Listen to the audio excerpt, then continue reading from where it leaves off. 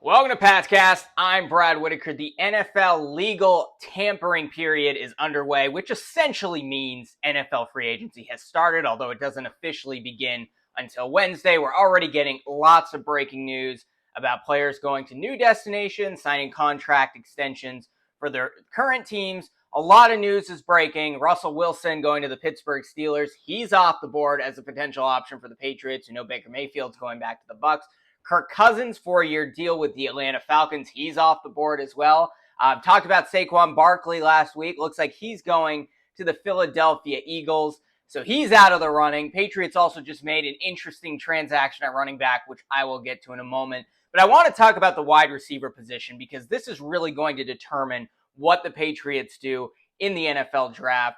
And there's a lot of ways you can slice it, a lot of options they have. Now, they're really going to have to either spend a lot of money or sign players via trade, give them contract extensions afterwards, or opt for a quarterback later in the draft and sign who I consider the best receiver to come into the NFL in many, many, many years, at least since Jamar Chase, probably beyond. But let's start with Calvin Ridley. Now, he is clearly the best wide receiver on the market, but this is not a great free agency market, at least compared to past seasons this year in the NFL. But Ridley tops that list, and the Patriots are really going after him. It looks like he's going to test the market after not being able to come to terms on a deal with the Jacksonville Jaguars. Calvin Ridley, very good wide receiver, but he's going to be your number one, and he is probably not a number one for a lot of NFL teams, at least a lot of the good ones. And I have a lot of issues with spending 15 to 20 million on a guy like Ridley, who is certainly going to be productive, certainly going to contribute. I know he's approaching 30 years, or how old is Calvin Ridley? Let me look it up real quick. But he's a guy that basically, he's 29 years old.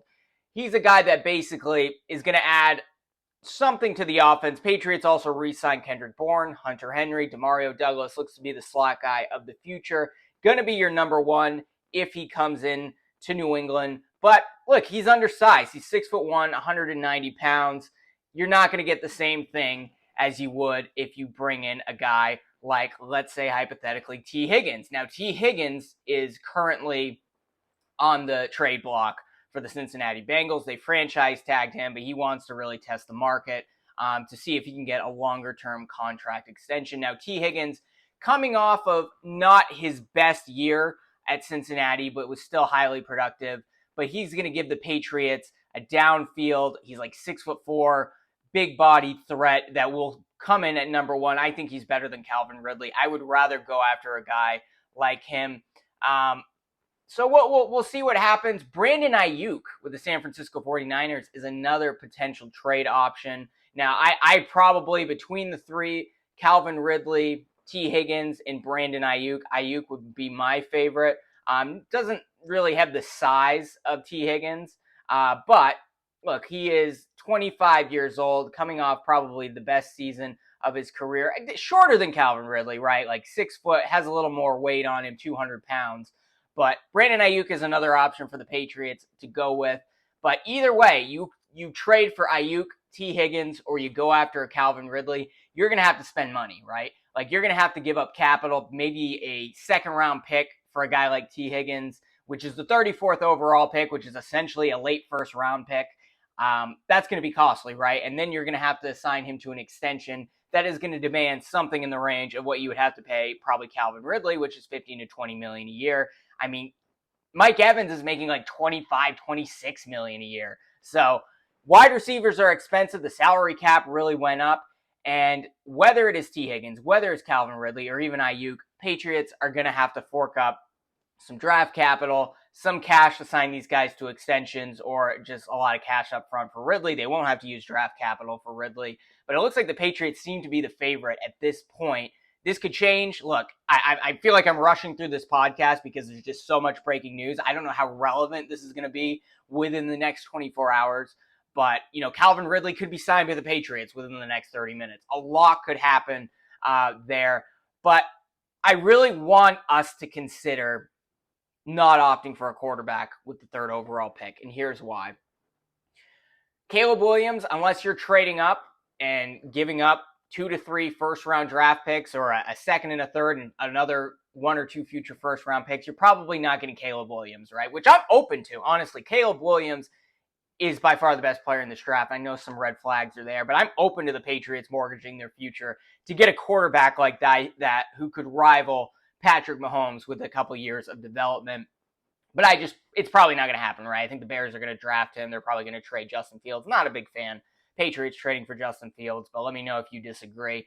Number 2, it seems increasingly likely that Jaden Daniels is going to end up going to the Washington Commanders at number 2 overall. He's really climbed the ranks. Heisman Trophy winner, closed out the season well. And a guy who didn't close out the season well, had a much better college season in the previous year than he did this past year, is Drake May. And his draft stock seems to be plummeting, as I talked about on the podcast last week.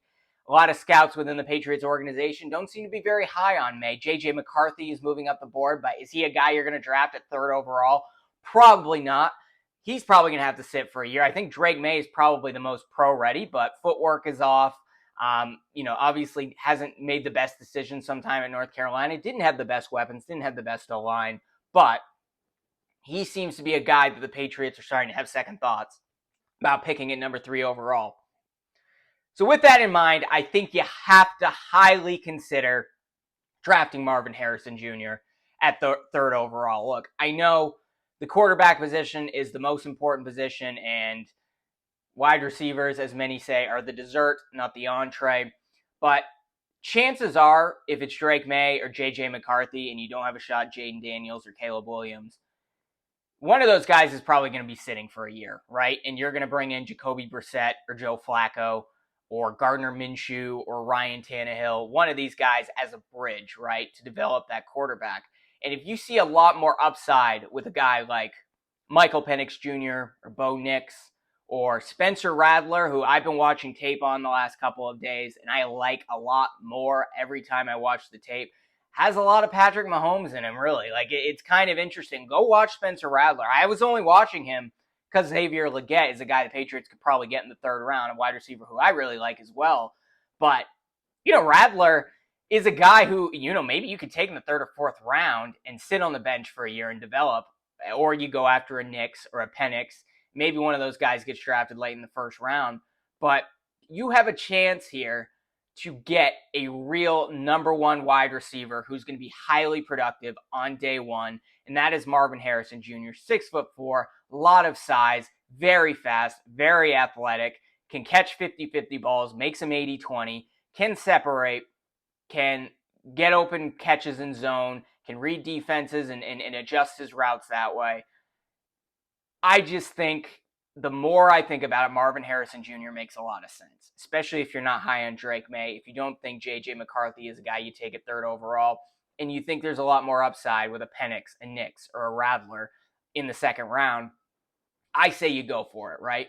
And then you don't have to spend money on a Calvin Ridley. You don't have to trade for a T. Higgins or a Brandon Aiyuk and then sign them to contract extensions that are going to be even more costly than if you sign Calvin Ridley. So you get Marvin Harrison Jr. You have him locked up for 4 years at cheap money, and then you have more resources to devote to Tyron Smith or Jonah Williams or paying Michael Onwenu and really reinforcing that offensive line. Maybe you add some more weapons to the receiving core, or you add a Noah Fant to pair with Hunter Henry, and suddenly you're cooking with gas, and whoever you have at quarterback out there is in a good situation, whether it's Brissett, whether it's Flacco, Tannehill, or you're throwing Bo Nix out there, or Michael Penix, or Spencer Rattler. They have weapons to work with that Mac Jones never had, right? And he's still got Bailey Zappi. Look, Bailey Zappi is cocky as hell, liking the post saying Mac Jones is being traded. Kendrick Bourne coming back saying, let's go Cook, or whatever he said on Instagram. The dude thinks he's a starter. It's kind of hilarious, but he didn't have those weapons last year. And if you have to throw him out there as well, he's going to play a lot better with Marvin Harrison Jr., a healthy Kendrick Bourne, healthy Hunter Henry, and some other weapons and a better offensive line, because you didn't devote so much salary cap to bringing in a Ridley or a Higgins or an Aiyuk. I think you have to consider it. I think Marvin Harrison Jr. is going to be better than all 3 of those guys, a guaranteed number 1 receiver, his first week in the NFL. And you can't miss there, right? And I think he's going to win Rookie of the Year wherever he goes. This is a guy I say it's going to take a lot to pass up on. I'm not sure Elliott Wolf's going to want to do it. I think if he's not high on Drake May or J.J. McCarthy, Jaden Daniels is gone. He's going to trade back, get another first-round pick later in the round, get another top 10 pick instead, and draft a Joe Alt or a Malik Neighbors or a Roma Dunze, and then get another offensive lineman, a tackle later in the first round, or vice versa. There's a lot that he could do if that's what they indeed want to do. The Patriots are rebuilding, right? And maybe they want to stockpile draft picks. But watching this team not have a real number one wide receiver, really since Randy Moss, who was up there in age when he came to the Patriots, I think you got to do it. Let me know if you disagree in the comments, but I really like Marvin Harrison Jr. The more I see it, you're not going to get a guy like this at wide receiver probably ever, right? Even in free agency, you're going to have to pay up, and there's not going to be a lot of guys coming out of the draft. This is a once-in-a-generation wide receiver coming into the draft, and you make things a lot easier for the next quarterback, whomever that may be, especially if you're not high on Drake May and you want to take a guy later. In other news, the Patriots didn't go after Saquon Barkley as we thought they might. It would have been expensive. $10 million is a lot to spend for a running back, but they are indeed signing Antonio Gibson, who is a highly versatile running back coming from the Washington Commanders. They haven't really had a third down back since James White, and he can do everything. He is one of the best downfield running backs in the league. He can basically play the wide receiver role, can pick up the blitz. He's actually, according to Andrew Callahan says here, according to PFF, he was graded as the 5th best pass blocking back in the NFL, at least among running backs with 50 plus snaps. 4th on that list is Ramondre Stevenson. Alex Van Pelt, in an offense where he really wants to establish the run, to run a West Coast offense, to run bootlegs, play action, things like that. Antonio Gibson is going to do a lot. So really happy to see the Patriots making this move. Now, there are some drawbacks there. He basically fumbled the ball once every 29 snaps, or once out of every 29 carries this past season with Washington, which is not a great look. But you want a guy who can pick up the blitz, who can pass block, who you can throw the ball to on third down, who's going to take a little bit of pressure off of Ramondre Stevenson, even on first or second down. Antonio Gibson is going to be able to do that. And look, you still have opportunities, right, to bring back guys like Ezekiel Elliott, who aren't going to be all that expensive. Probably a little more expensive than he was this past season. But let's say you pair Stevenson, Zeke with Gibson. Those are some good running backs, especially if you get a decent offensive line this offseason. A lot that you can do there. So good to see the Patriots making moves. Bringing Kendrick Bourne back. Probably had to overpay for him a little bit. Probably had to overpay a little bit for Hunter Henry. That's something Bill Belichick wouldn't have done, but they would have been in a much worse position if those guys went elsewhere. But you got Douglas now. You got Henry. You got Kendrick Bourne. Now you just need that number one guy. And I hope, look, it might be Calvin Ridley. I'll be excited if it is Ridley, but I really hope they give high consideration to Marvin Harrison Jr., as I said. But let me know what you think. Is this what the Patriots should opt to do? Is go after a Marvin Harrison Jr. at wide receiver? Should they really spend a lot of money in a guy like Calvin Ridley, or trade and sign and spend money on a T. Higgins or a Brandon Aiyuk instead and get a number one that way? I'm opting for Harrison and getting a quarterback later, but let me know if you disagree. We'll be back, who knows, maybe later today if there's any big moves, but we'll certainly be back the rest of the week as free agency officially kicks off. It has basically kicked off with the tampering period now. But be sure to like this video, subscribe to Pat's Cast, share it with your friends, and we'll be here throughout the rest of the week to talk all things Patriots, and hopefully we can be a little optimistic coming off of a rebuild and turn this into 1 to 2 year rebuild instead of a 4 to 5 year rebuild.